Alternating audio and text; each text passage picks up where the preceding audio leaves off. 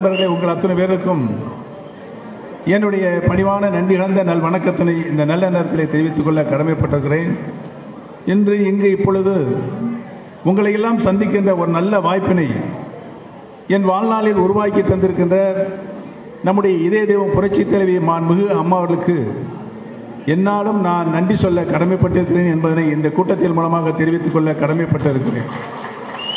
திராவிட இயக்கத்தினுடைய பரிணாம வளர்ச்சியாக தந்தை பெரியார், பேரறிஞர் அண்ணா, புரட்சி தலைவர் எம்ஜிஆர், மாண்புமிகு இதய தெய்வம் புரட்சி தலைவி அம்மா அவர்கள், சமுதாய சீர்திருத்தத்திற்காக வாழ்ந்தவர் தந்தை பெரியார் அவர்கள், தமிழ் சமுதாயம் தலைநிமிர்ந்து நடப்பதற்காக வாழ்ந்தவர் பேரறிஞர் பெருந்தகை அண்ணா அவர்கள், ஏழை தாய்மார்களின் கண்ணீரை துடைப்பதற்காக வாழ்ந்தவர் இதய தெய்வம் புரட்சி தலைவர் எம்ஜிஆர் அவர்கள். இம்மூன்று தலைவர்களுடைய அன்பு, அறிவு, ஆற்றல் ஆகிய குணங்களை ஒருங்கே பெற்ற ஒரே தலைவர் நம்முடைய இதய தெய்வம் டாக்டர் புரட்சி தலைவி மாண்புமிகு அம்மா தான் என்பதனை இந்த கூட்டத்தின் மூலமாக தெரிவித்துக் கொள்ள கடமைப்பட்டிருக்கிறேன். நம்முடைய இந்த தொண்டர்களுடைய உரிமைகளை மீட்டெடுக்கின்ற கூட்டமாக தமிழகத்தில் இருக்கின்ற 38 மாவட்டங்களில் ஒவ்வொரு மாவட்டமாக நாங்கள் சென்று தொண்டர்களை சந்தித்து பொதுமக்களை சந்திக்கின்ற நல்ல ஒரு வாய்ப்பு எங்களுக்கு கிடைத்தது. இந்த தென்காசி மாவட்டம் இன்றோடு 30 மாவட்டங்கள் நிறைவு பெற்றிருக்கிறது. இந்த 30 மாவட்டங்களிலும் தென்காசி மாவட்டத்தில் தான் அதிகமான தொண்டர்கள் குழுமி இருந்து நீங்கள் பிரம்மாண்டமான உங்களுடைய ஆதரவை, தொண்டர்களுடைய ஆதரவை, நாங்கள் இருக்கிறோம் தொண்டர்கள், உங்களுடைய தர்மயுத்தம் வெற்றியடைவதற்கு நாங்கள் என்னாலும் உறுதியோடு பாடுபடுவோம் என்று நீங்கள் சொல்லுகின்ற போது என்னாலும் நாங்கள் உங்களுக்கு நன்றி கடன் பட்டிருக்கிறோம் என்பதனை இந்த கூட்டத்தின் மூலமாக தெரிவித்துக் கொள்ள கடமைப்பட்டிருக்கிறோம். புரட்சி தலைவர் எம்ஜிஆர் அவர்கள் 10 ஆண்டு காலம் யாராலும் வெல்ல முடியாத முதலமைச்சராக, 3 முறை முதலமைச்சராக, நல்ல பல திட்டங்களை நாட்டு மக்களுக்கு தந்த முதலமைச்சராக, சிறப்பான ஒரு ஆட்சியை தமிழ்நாட்டு மக்களுக்கு, ஏழை மக்களுக்கு, பாமர மக்களுக்கு வழங்கினார்கள்.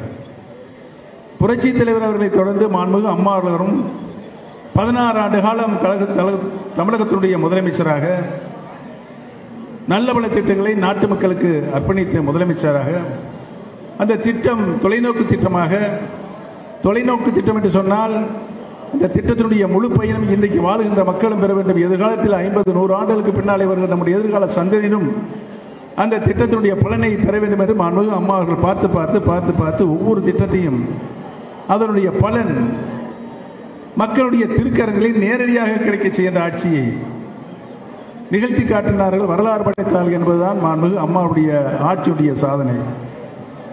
புரட்சி தலைவர் எம்ஜிஆர் அவர்கள் 1972ஆம் ஆண்டு அனைத்து இந்திய அண்ணா முன்னேற்ற கழகம் என்ற அந்த மாபெரும் இயக்கத்தை உருவாக்கிய போது கழகம் நேரான பாதையில், நீதியின் பாதையில், தர்மத்தின் பாதையில் செல்ல வேண்டும் என்று இந்த இயக்கம் தொண்டர்களுக்காக உருவாக்கப்பட்ட இயக்கம், தொண்டர்களுக்கான உருவாக்கப்பட்ட இந்த இயக்க தொண்டர்களுக்கான இயக்கமாக உருமாற்றி கழக சட்ட விதிகளை புரட்சி தலைவர் எம்ஜிஆர் அவர்கள் உருவாக்கினார்கள். பல்வேறு சட்ட விதிகள், அந்த சட்ட விதிகளில் காலத்திற்கு தகுந்த மாதிரி சில நேரங்களில் சில விதிகளை மாறுதல் செய்யலாம் அல்லது திருத்தம் செய்யலாம் என்ற விதிமுறையும் புரட்சி தலைவர் அவர்களால் உருவாக்கப்பட்டது. ஆனால் ஒரே ஒரு விதியை மட்டும் தொண்டர்களுக்கான உரிமையாக புரட்சி தலைவர் எம்ஜிஆர் அவர்கள் ஒரு விதியை உருவாக்கினார். அது என்ன விதி என்று சொன்னால், கழகத்தினுடைய உச்சபட்ச பதவி பொதுச் செயலாளர் என்ற பதவி, அந்த பொதுச் செயலாளர் என்ற பதவியை தேர்ந்தெடுக்கின்ற உரிமையை தேர்தல் மூலமாக நம்முடைய தொண்டர்கள் உங்களுக்காகத்தான் புரட்சி தலைவர் அவர்கள் உருவாக்கினார். மற்ற விதிகளெல்லாம் மாறுதல் செய்யலாம், திருத்திக் கொள்ளலாம் என்ற விதிமுறையும் இருந்தது. ஆனால் தொண்டர்களுக்கான புரட்சி தலைவர் அவர்கள் இதய சுத்தியோடு தொண்டர்களுக்கு வழங்கிய அந்த உரிமையை மட்டும் திருத்தம் செய்யவோ, மாறுதல் செய்யவோ, ரத்து செய்யவோ கூடாது என்ற அந்த சரத்திலே சேர்த்திருந்தார். இன்றைக்கு நிலைமை என்ன? எதை புரட்சி தலைவர் எம்ஜிஆர் அவர்கள் எந்த விதியை உருவாக்கி வழிநடைப்படுத்தினாரோ அதைத்தான் புரட்சி தலைவி மாண்புமிகு அம்மா அவர்களும் தர்மத்தின் வழியிலிருந்து கடைபிடித்து புரட்சி தலைவர் காட்டிய பாதையில் நடந்து சென்று இந்த இருவரும் தலைவர்களும் 50 ஆண்டு காலம் தியாக வாழ்க்கையை மேற்கொண்டு கழகத்தை யாராலும் வெல்ல முடியாத எஃகு கோட்டையாக நம்மிலையும் தந்திருக்கிறார்கள். புரட்சித் தலைவர் அவர்கள் மறைகின்ற பொழுது 16 லட்சம் உறுப்பினர் கொண்ட நம்முடைய இயக்கம், புரட்சித் தலைவி மாண்புமிகு அம்மா அவர்கள் தலைவருடைய மறைவுக்கு பின்னால் பொதுச் செயலராக பொறுப்பேற்று 30 ஆண்டு காலம் இந்த இயக்கத்திற்கு வந்த வேதனைகள், சோதனைகள், இந்த இயக்கத்தை அழித்துவிட வேண்டும் என்று திமுகவும் கூட்டாளி கட்சிகளும் செய்த சதி வேலைகள், இவைகளெல்லாம் எதிர்கொண்டு பல்வேறு பொய் வழக்குகளையும் எதிர்கொண்டு தியாக வாழ்க்கையை மேற்கொண்டு இந்த இயக்கத்தை 1.5 கோடிக்கு மேற்பட்ட தூய தொழிலை கொண்ட மாபெரும் இயக்கமாக இந்த கொம்பாதி கொம்பனால் வந்தாலும் அசைக்க முடியாத எகைக்கோட்டையாக நம் கையிலே தந்திருக்கிறார்கள். ஒரு சாதாரண தொண்டனாக இருப்பதே நமக்கெல்லாம் மிகப்பெரிய பெருமை என்ற நிலையை புரட்சி தலைவி மாண்புமிகு அம்மா உருவாக்கினார். முதலாவது தர்ம யுத்தம் முடிவடைந்து இரு பிரிவாக இருந்த நாம் ஒற்றுமையாக இணைந்து செயல்பட வேண்டும் என்று முடிவெடுக்கப்பட்டு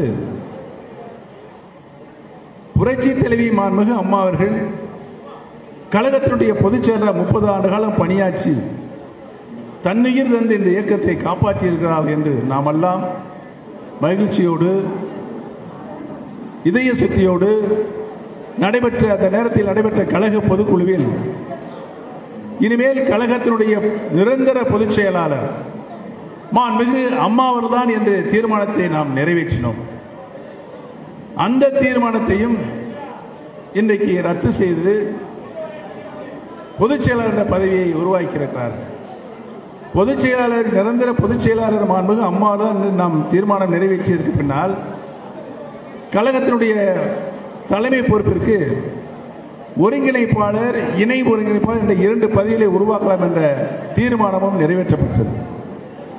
அந்த தீர்மானத்தின் அடிப்படையில் இந்திய தேர்தல் கமிஷன் நம்முடைய கழகத்தினுடைய விதிகளின்படி, முதுநிலை பட்டியலின்படி கழகத்தினுடைய பொதுச் செயலாளர் முதலாவதாக, 2வது அவைத்தலைவர், 3வதாக கழகத்தினுடைய பொருளாளர்.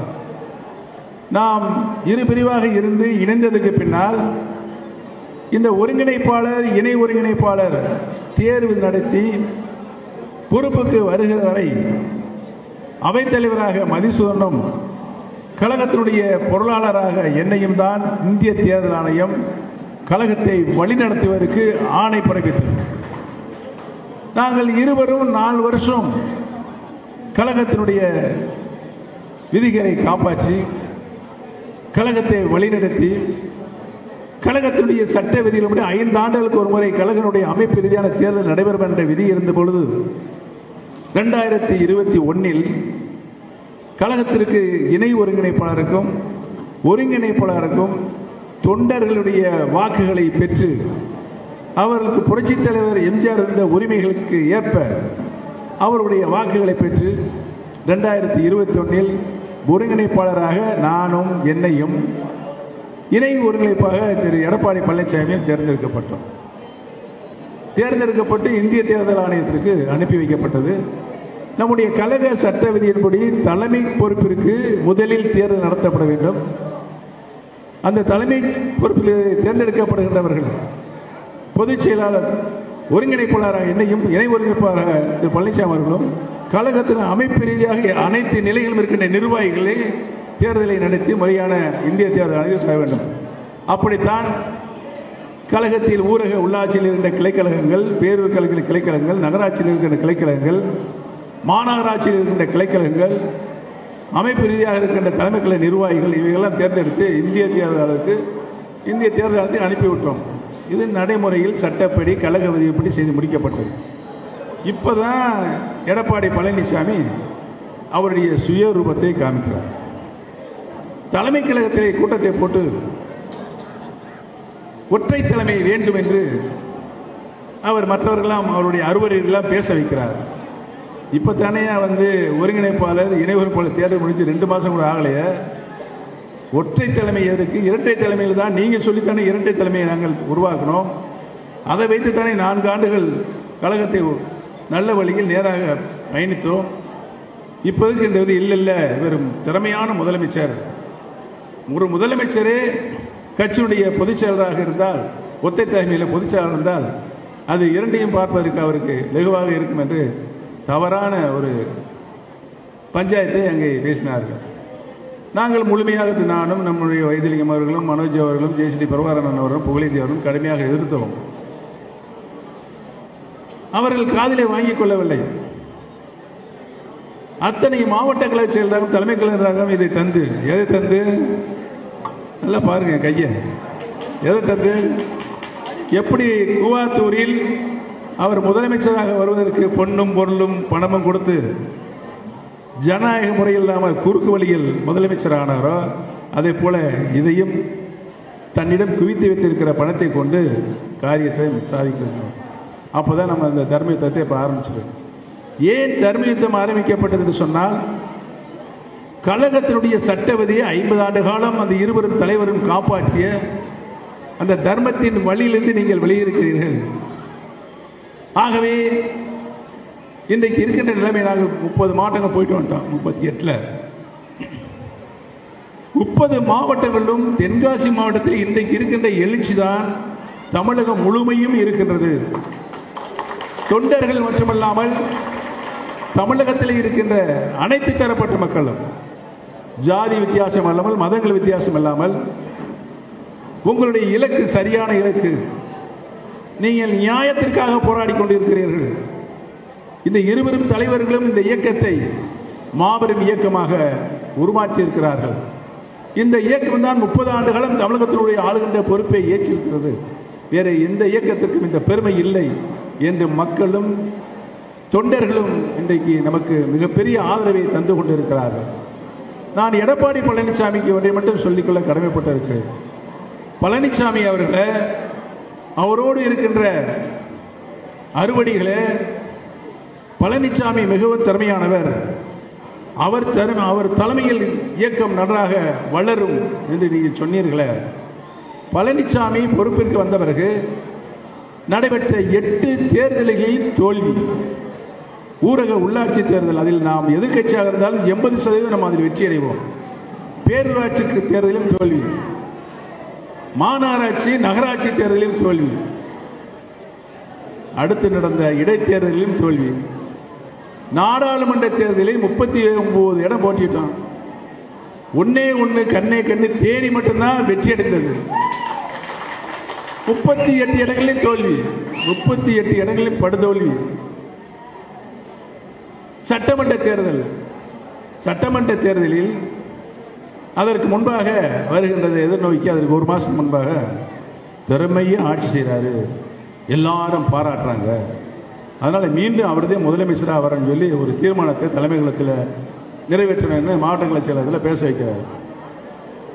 பேச வைக்கிறேன்னா சரி ரைட்டு, கட்சியில் குழப்பத்தை உருவாக்கக்கூடாது, ஒற்றுமையாக இருந்து இந்த கட்சியை புரட்சித் தலைவர் அம்மா அவர்கள் உருவாக்கி இந்த கட்சி நன்றாக இருக்க வேண்டும் என்று நாங்களும் ஒத்துக்கொண்டோம் என்று சொன்னால் இப்பொழுது அறிவிக்க வேண்டாம், தேர்தல் முடிந்தப்ப நீங்கள் முதலமைச்சராக வந்துக்கங்க அப்படின்னு சொன்னோம். இல்லை இப்பயே நிறைவேற்றணும், நீங்களே போய் வெளியே வந்து பேட்டி கொடுக்கணும்னாங்க.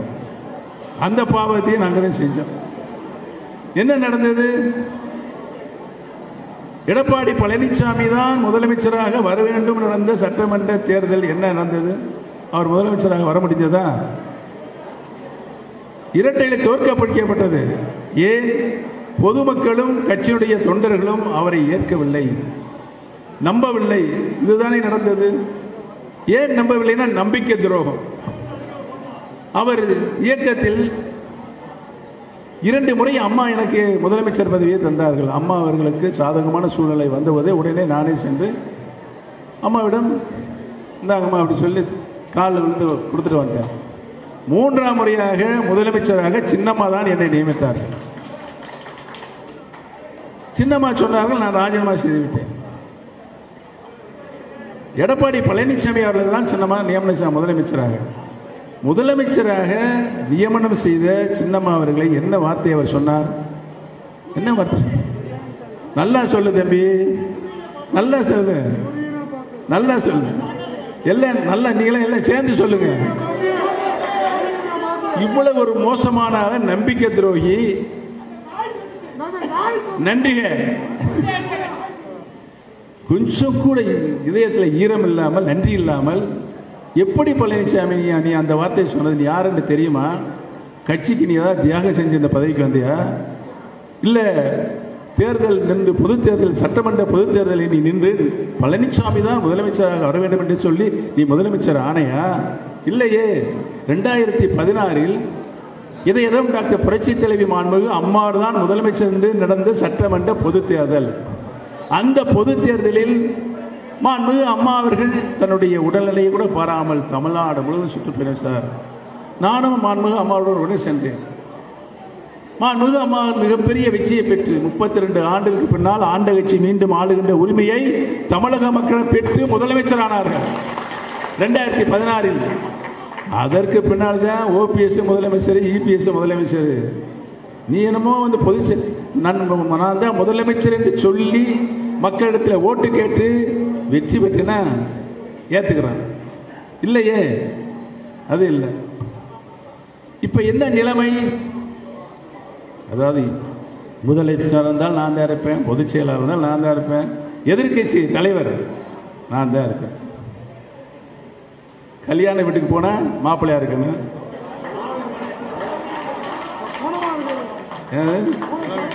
இதுல நான் சொல்லக்கூடாது, நீங்க சொல்லுங்க. இப்படி ஒரு மனிதன், சிந்திக்கின்ற மனிதன் இன்னைக்கு என்ன இந்த கட்சியை அதல பாதாளத்தில் கொண்டு தள்ளிவிட்டார். நாடாளுமன்ற தேர்தலாக இருந்தாலும் சரி, சட்டமன்ற தேர்தலாக இருந்தாலும் சரி, இந்திய அளவில் இருக்கின்ற தலைவர்கள், தேசிய தலைவர்கள் மாண்புமிகு அம்மா அவர்களுக்கு சந்திக்க போயஸ் கார்டனுக்கு வருவார்கள். அம்மா அவர்களும் அவர்களை மரியாதையோடு அழைத்து பேசி அனுப்புவார். மாநில தலைவர் வருவார்கள், பேசி அனுப்புவார். அப்படித்தான் நாம் தெம்பா கூட்டணி அமைச்சு தமிழக மக்களுடைய நன்மதிப்பை இந்த 56 காலம் பெற்று வந்தோம். இன்னைக்கு என்ன நிலைமை? மாண்புமிகு பாரத பிரதமர் 10 ஆண்டு காலம் இந்திய திருநாட்டை சிறப்பாக ஆட்சி செய்திருக்கிறார். மீண்டும் இப்பொழுது தேர்தல் வருது. அவர் தேசிய அளவில் ஒரு கூட்டணி அமைச்சு பக்கத்தில் வலதுபுறத்தில் உட்கார வைக்கிறார். வலதுபுறத்தில் உட்கார வச்சு அனுப்பிச்சு ஒரே வாரத்தில் நான் பாரதிய ஜனதா கட்சி கூட்டணியில் விளைவிக்கிறேன்.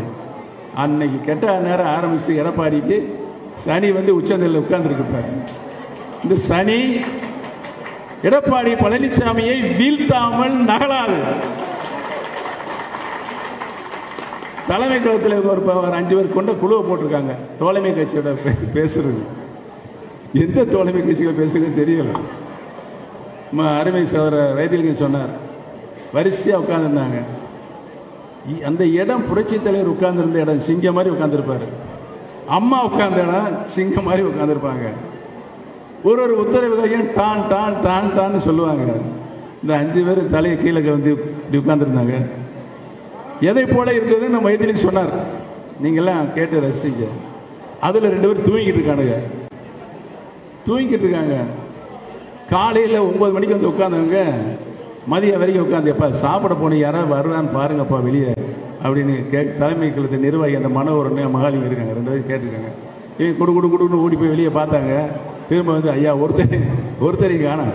இந்த பக்கம் நாங்கள் நடந்து போயிட்டு வந்து, இந்த பக்கம் நடந்து போயிட்டு யாரும் வர்றது மாதிரி தெரியல. 2 பேரும் ஐசி வித்துக்கிட்டு இருக்காங்க தலைமை கழகத்தில், வேற ஆளே இல்லை. இந்த நிலைமையை அனைத்து இந்திய அண்ணா திராவிட முன்னேற்ற கழகத்திற்கு உருவாக்கிய எடப்பாடி பழனிசாமியை விடலாமா? நாம் விடலாமா? அனைத்து நிலைகளிலும் இந்த இயக்கத்தை அதல பாதாளத்தில் கொண்டு போய் தள்ளி இருக்கிற பழனிசாமியை, எவ்வளவு பெரிய இயக்கம், எவ்வளவு பேர் தியாகம், தொண்டர்கள் எதையுமே எதிர்பார்க்கல. தலைவர் புரட்சி தலைவர் எம்ஜிஆர் அம்மா அம்மா அம்மா அம்மான்னு சொல்லி பாச உணர்வோடு இந்த இயக்கத்தை வளர்த்தவர்கள். அவர்களை எண்ணிக்கூட ஒரு மனசாட்சியோடு இந்த இயக்கத்தை நடத்த வேண்டும் என்ற சிறு அளவுட எண்ணம் இல்லை. 4.5 வருஷம் நான் முழு ஒத்துழைப்பு கொடுத்தோம். ஒரு நிமிஷமா ஓபிஎஸ் எந்த நேரம் என்ன வெளியில அவரை வந்து வெளியே தள்ளுறது அப்படி நேரம் பார்த்துக்கிறது. அம்மா காலமானாங்க. கரெக்டாக வந்து எல்லா பிள்ளையும் ஒன்று சேர்த்து இந்த 4 வருஷம் அடித்த கொள்ளையில் பணத்தை கொடுத்து இப்போ ரைட்டு பணம் மக்கள்கிட்ட பேசாத தம்பி. அங்கே இருக்கிற ஒரு 18-20 தலைமை கழக நிர்வாகிடம்னு அந்த பணம் செல்லும். ஆனால் தமிழக மக்களிடத்தில் பணம் செல்லாது. தொண்டர்கள் இருக்கின்றார்களே, தியாகம் செய்த இந்த இயக்கத்தை வளர்த்த தொண்டர்கள். 83 நாடாளுமன்ற இடைத்தேர்தல் இருந்துச்சு. பெரியகுளம் நாடாளுமன்ற இடைத்தேர்தல், திண்டுக்கல் நாடாளுமன்ற இடைத்தேர்தல். அந்த இடைத்தேர்தலில் வத்தலக்குண்டு ஆறுமுகம் என்ற தொண்டன் பட்டப்பகலில் வத்தலக்குண்டு பஸ் ஸ்டாண்டு மூலம் வெட்டி சாய்க்கப்பட்டார். இப்படிப்பட்ட பல உயிர்களை உயிர் தியாகம் செய்து வாழ்ந்த கட்சி நம்முடைய கட்சி. இந்த கட்சிக்கு யாராவது துரோகம் என்று நினைத்தால் புரட்சி தலைவர் எம்ஜிஆருடைய ஆன்மாவும் அம்மாவுடைய ஆன்மாவும் கண்டிப்பாக மன்னிக்காது. நீங்கள் அதற்கு தக்க பாடம் படித்தே ஆக வேண்டும். காலம் வெகு விரைவில்லை. பழனிசாமி நீங்களாகவே ராஜினாமா செய்ய வேண்டும் பொதுச் செயலாளர் பதவி. நிரந்தர பொதுச் செயலாளர் மாண்புமிகு அம்மாவர் தான் என்று நாங்கள் இதய சுத்தியோடு பொதுக்குழுவில் தீர்மானம் நிறைவேற்றிருக்கிறோம். அந்த பொறுப்பை நீங்கள் ஏற்றுவதற்கு என்ன தகுதி இருக்கிறது உங்களுக்கு? இல்ல, அதுக்காக வேண்டிய மாற்றாத்தையும் ஒருங்கிணைப்பை உருவாக்கணும். அதுக்கும் தேர்தல் நடந்துச்சு. 2026 வரைக்கும் இருக்கு எங்களுக்கு பதவி. எந்த பதவி? இந்திய தேர்தலுக்கானது அனுப்பிச்சு அவங்க சரி ஓகேன்ட்டாங்க. ஓகேன்னு சொல்லிட்டாங்க. அவசரமா இதெல்லாம் செஞ்சு முதலமைச்சர் நம்மளுக்கு ஓட்டு போட்டுருவாங்க மக்கள் எல்லாரும், தொண்டர்லாம் வேலை பார்த்துருவாங்க. இப்ப என்ன நிலைமையாச்சு? இந்த சட்டமன்ற இவருடைய பொதுச் செயலாளர் பொறுப்பேற்றதுக்கு பின்னால சட்டமன்ற இடைத்தேர்தல் ஈரோடு கிழக்கு தொகுதியுடைய சட்டமன்ற இடைத்தேர்தல் வந்தது. அந்த இறுதியில் நாங்கள் தர்மத்தை நடத்திட்டு இருக்கோம். அம்மா மக்கள் முன்னேற்ற கழகத்தினுடைய பொதுச் செயலாளர் ஒரு தனி கட்சி ஆரம்பிச்சு அவர் பொதுச் செயலாளர் இருக்கார். அவர் ஒரு வேட்பாளரை போட்டார், நாங்களும் ஒரு வேட்பாளர் போட்டோம். திரு அண்ணாமலை அவர்கள், பாரதிய ஜனதா கட்சியுடைய மாநில தலைவர் திரு அண்ணாமலை அவர்கள் எங்களை எல்லாம் அணுகி தொடர்பு கொண்டு நம்மளுக்கு பொது எதிர்கட்சி திமுக, அந்த திமுகவை நாம் ஒற்றுமையாக இருந்து தோற்கடிக்க வேண்டும் என்ற சொன்ன எண்ணத்தின்படி நீங்கள் ராஜினாமா செய்துவிட்டால் இது கொங்கு மண்டலம், புரட்சி தலைவி மாண்புமிகு அம்மாவுடைய கோட்டை, இதில் நாம் வெற்றி பெற்றாக வேண்டும் என்ற நிலை இருக்கிறது என்று சொன்னவுடன் நானும் டிடிவி தினகரன் சார் அவர்களும் வாபஸ் வாங்கிட்டாங்க. என்ன நடந்தது? ஈரோடு மாவட்டம் புரட்சி தலைவி அம்மாவுடைய கோட்டை, அண்ணா திமுக கோட்டை. 1989 புரட்சி தலைவி அம்மா அவர்கள் சேவல் சின்னத்தில் தன்னந்தனியாக சட்டமன்ற பொதுத் தேர்தலில் நின்ற பொழுது 5 சட்டமன்ற தொகுதிகளை வெற்றி பெற்ற மாவட்டம் ஈரோடு மாவட்டம். அந்த ஈரோடு மாவட்டத்தில் கிழக்கு சட்டமன்ற தொகுதி நடந்த இடைத்தேர்தலில் 66,000 வாக்குகள் வித்தியாசத்தில் இரட்டையிலே தோற்கடிக்கப்படுவதற்கு யார் காரணம்? எவ்வளவு உரிய கட்சி, எவ்வளவு உரிய தியாக கட்சி! 66,000 வாக்கு வித்தியாசத்தில் இரட்டை சின்னத்தை தோற்கடிக்கப்பட்ட மாபாவி. சத்தம் போட்டு சொல்லுங்க, சேலத்துக்கு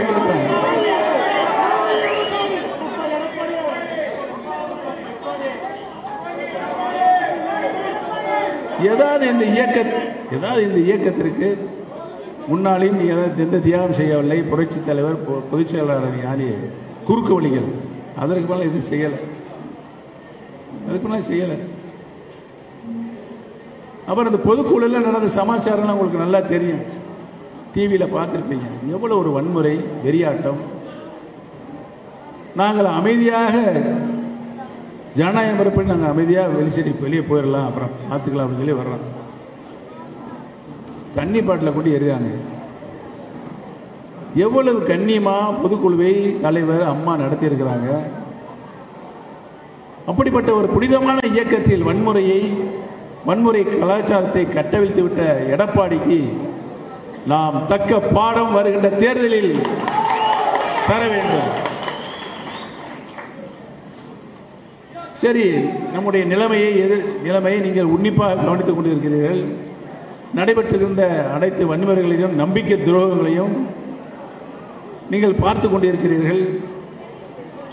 நீங்கள் நல்ல முடிவை எடுத்திருக்கின்ற நிலைதான் இன்றைக்கு தமிழ்நாடு மூலம் தெரிகிறது எங்களுடைய சுற்றுப்பயணத்தில். சரி, இப்பொழுது நம்மளுக்கு என்ன, நாம் செய்ய வேண்டிய காரியம் என்ன, செயல் என்ன, கடமை என்ன என்று எண்ணுகின்ற பொழுது நாடாளுமன்ற தேர்தல் நம்மளை எதிர்நோக்கி இருக்கிறது. இந்த நாடாளுமன்ற தேர்தலில் பல கட்சிகள் நம்மளோடு கூட்டணி சேர்ந்து தேர்தல் களத்தில் இருக்கின்ற ஒரு நல்ல சூழலை உருவாகி இருக்கிறது. அப்படிப்பட்ட சூழ்நிலை உருவாகி இருக்கும்போது உங்களுடைய இயக்கத்திற்கு, இந்த தொண்டர்களின் உரிமையை மீட்க இருக்கின்ற இந்த இயக்கத்திற்கு என்ன கட்டமைப்பை நீங்கள் வைத்திருக்கிறீர்கள் என்று நம்மளை கேட்கக்கூடிய நிலை வரும். அதற்காகத்தான் தமிழகத்திலே 88 மாவட்ட கழக செயலாளர் நாம் தேர்வு செய்திருக்கிறோம். இங்கே தென்காசியில் மோட்டி பாண்டியன் மற்றும் நம்ம கணபதி போன்றவர்கள் மற்றும் எல்லா மாவட்டத்திலையும் தேர்வு செய்யணும். அவர்களிடம் சொல்லி கழகத்தில் என்னென்ன பதவிகள், நிர்வாகிகள், பொறுப்புகள் இருக்கணும் அதையெல்லாம் நீங்கள் தேர்வு செய்து தர வேண்டும் என்று சொல்லியிருந்தோம். அவர்களும் ஒரு 60% கொடுத்திருக்கிறார்கள். இன்னும் 40% கொடுக்கணும். இதையும் 100% பூர்த்தி செய்து தேர்வு செய்து கழகத்தில் இருக்கிற அத்துணை நிர்வாகிகளையும் நீங்கள் தர வேண்டும் என்று கேட்டிருக்கோம். தருவோம் என்று சொல்லியிருக்கார். இதை காட்டிலும் தேர்தலை எதிர்கொள்வதற்கு அடிப்படை பணியான பூத் கமிட்டி, இந்த பூத் கமிட்டி புரட்சி தலைவி மாண்புமிகு அம்மா அவர்கள் காலத்தில் நம்மளுக்கான வகுத்து தந்தது. அதன்படி தான் நாம் பல தேர்தலில் வெற்றியை கண்டோம். இந்த பூத்து கமிட்டி ஒவ்வொரு பூத்துக்கும் 18 குறைந்தபட்சம் அதிகபட்சம் 25 பூத்து கமிட்டி உறுப்பினர்களை சேர்க்க வேண்டும். ஒரு 1000 ஓட்டுகளில் ஒரு பூத்து இருக்கும். ஒரு 1000 ஓட்டுக்கு 18லிருந்து 25 பூத்து கமிட்டி உங்களை நியமிக்க வேண்டும். தமிழகத்தில் 72,000 பூத்து கமிட்டிகள் இருக்கின்றது. ஒவ்வொரு சட்டமன்ற தொகுதிக்கும்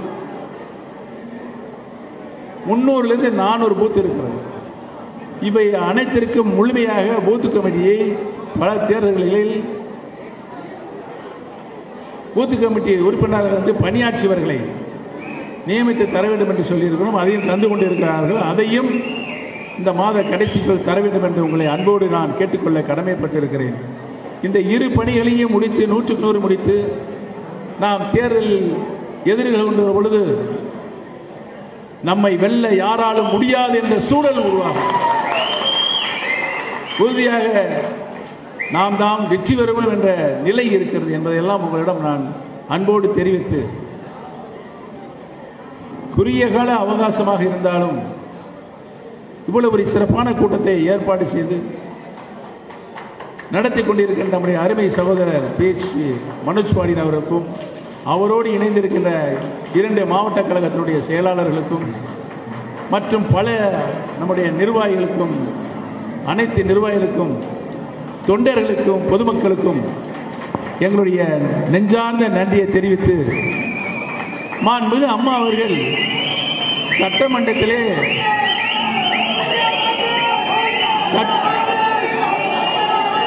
மாண்புமிகு அம்மா அவர்கள் சட்டமன்றத்திலே நெகிழ்ச்சியோடு சொன்னார்கள்.